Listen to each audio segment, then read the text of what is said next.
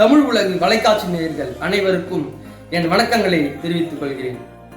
நண்பர்களே, உலக வரலாற்றிலேயே காலத்தை இரண்டாக பிரித்த நாள், அதாவது கிமு கிபி என்று காலத்தை இரண்டாக பிரித்த நாள் அப்படின்னு பார்த்தீங்கன்னா இயேசு கிறிஸ்து பிறந்த நாள். அந்த பிறந்த நாள் அனைத்து கிறிஸ்தவர்களாலும் கிறிஸ்துமஸ் பண்டிகையாக கொண்டாடப்படுது. அந்த கிறிஸ்துமஸ் பண்டிகையில கிறிஸ்தவர்கள் வீட்டில் நிறைய அலங்காரங்களை நீங்க பார்க்கலாம். பார்க்கும்பொழுது முக்கியமான அலங்காரமா நீங்க பார்க்கக்கூடிய விஷயம் வந்து குடில் அமைப்பு.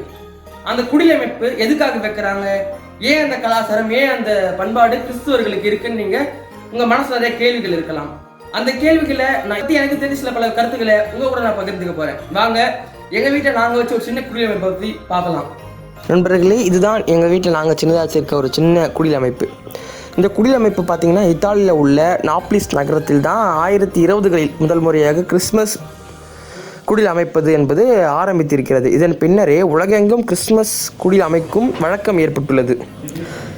இந்த கிறிஸ்மஸ் குடில் அமைப்பு என்பது இத்தாலி, மால்டா மற்றும் தென் அமெரிக்கா நாடுகள் பலவற்றிலும் கிறிஸ்மஸ் அலங்காரத்தில் முக்கிய பங்கு வகிக்கிறது. இதில் முக்கியமாக பார்த்தீங்கன்னா குழந்தை இயேசு, அவர் தகப்பனார் யோசேப்பு, தாயார் மரியாள் முக்கிய பங்கு வகிக்கின்றனர். அவரை தொடர்ந்து வானசாஸ்திரிகள், அதாவது அந்த காலத்தில் வானத்தை பற்றி ரிசர்ச் பண்ணுறவங்க.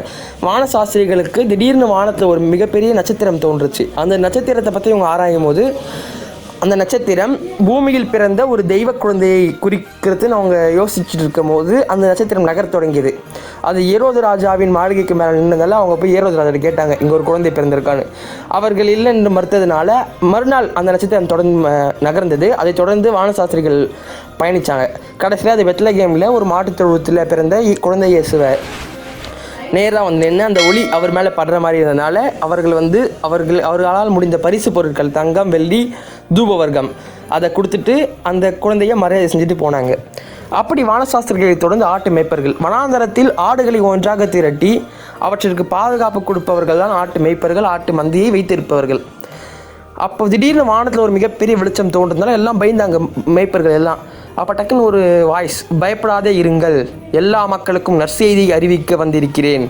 என்னவென்றால் இயேசு என்னும் தெய்வ குழந்தை பெத்லகேமில் மாட்டுத் தொழுவத்தில் பிறந்திருக்கிறார் அப்படின்னு சொன்ன உடனே சொல்லிட்டு மறந்துடுச்சு. சரி, நமக்காக நன்மை செய்ய வந்த ஒரு குழந்தை பிறந்திருக்கு, அதை பார்க்க போகலாம் எல்லாரும் சொல்லிட்டு அந்த ஆட்டு மேய்ப்பர்கள் எல்லாம் வந்து பார்த்தாங்க. அவர்களை தொடர்ந்து இந்த கிறிஸ்மஸ் அலங்காரத்தில் முக்கிய பங்கு வகிப்பது நட்சத்திரம், அதாவது வானசாஸ்திரிகளுக்கு வழிகாட்டிய நட்சத்திரம் சொல்லுவாங்க, வால் நட்சத்திரம். அந்த நட்சத்திரத்தை தான் எல்லா கிறிஸ்மஸ் குடிலுக்கும் மேலே ஒரு முக்கிய அலங்காரமாக வைப்பாங்க. அதை தொடர்ந்து எல்லா கிறிஸ்மஸ் குடில் அமைப்பிலையும் பக்கத்தில் இருப்பது வந்து கிறிஸ்மஸ் மரம், அதாவது கிறிஸ்மஸ் ட்ரீ.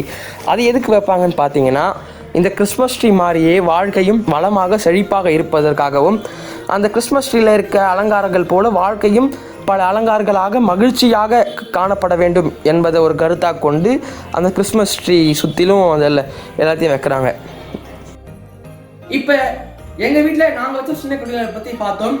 அந்த அமைப்பு, அதை பற்றின விளக்கம் உங்களுக்கு புரிஞ்சிருக்கும்னு நினைக்கிறேன். இந்த வீடியோவை லைக் பண்ணுங்க, உங்களுக்கு தெரிந்த அனைத்து நண்பர்களையும் இந்த வீடியோ பகிர்ந்துக்கோங்க, மறக்காம இந்த சேனலை சப்ஸ்கிரைப் பண்ணுங்க. நன்றி, வணக்கம்.